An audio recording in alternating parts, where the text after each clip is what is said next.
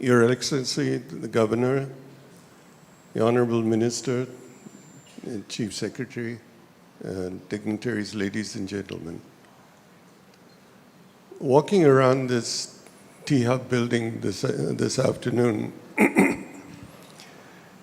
could not but help me feel that I was looking at a new face of India, one of the new faces of India. The face of entrepreneurship, innovation, and enterprise. Entrepreneurship and the sense of enterprise is not new in India. We're a nation of people who have been shopkeepers, small cottage industry managers and owners. We have done this over the years. We have been entrepreneurs, be it in agriculture, be it in traditional industries.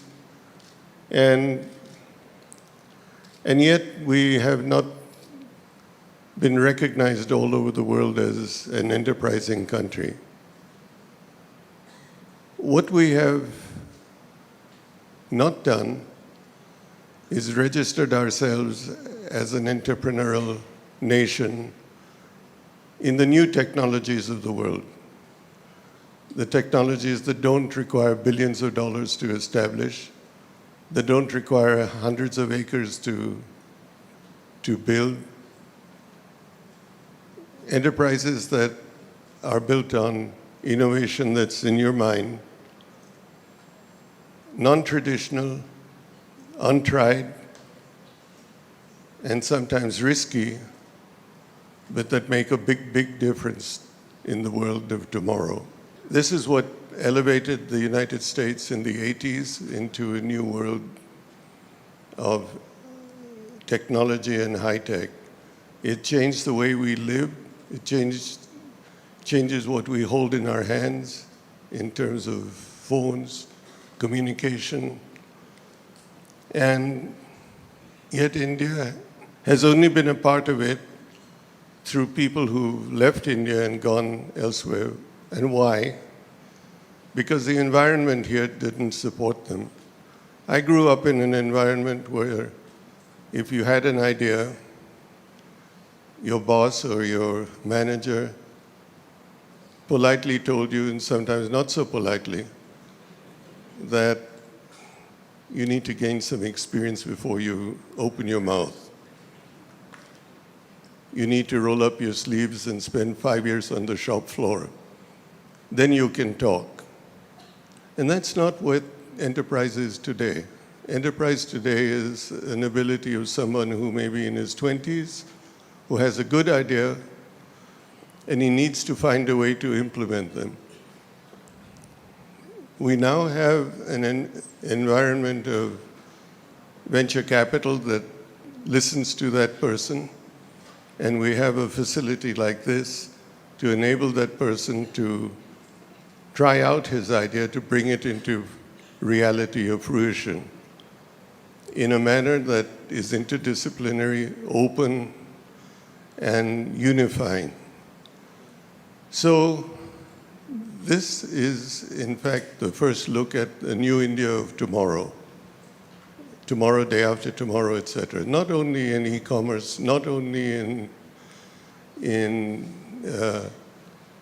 e-retailing, etc., but in the exciting area of medical remedies, medical treatment, stem cells, life sciences, and this can be the starting point of that new wave. And so it's a great privilege to be here today. This is an area that needs all of our support and needs for us to be proud of what we have, but it needs for us to be keen to not be satisfied with what we have, but to go further and to be leaders in the world, not in the country alone. So my enthusiasm in the new India of tomorrow continues to be there. I continue to feel the need to support enterprising young Indian engineers and scientists. And all of us should be very pleased to play this role and need to support this, because all of us should be keen to unleash the Indian tiger. And we haven't done that as yet. So let's all put our hearts and souls behind the fact that this is going to be the new India of tomorrow. And what we're seeing in this building is just the start, just a nucleus of what could be the new big thing in the country. And thank you very much for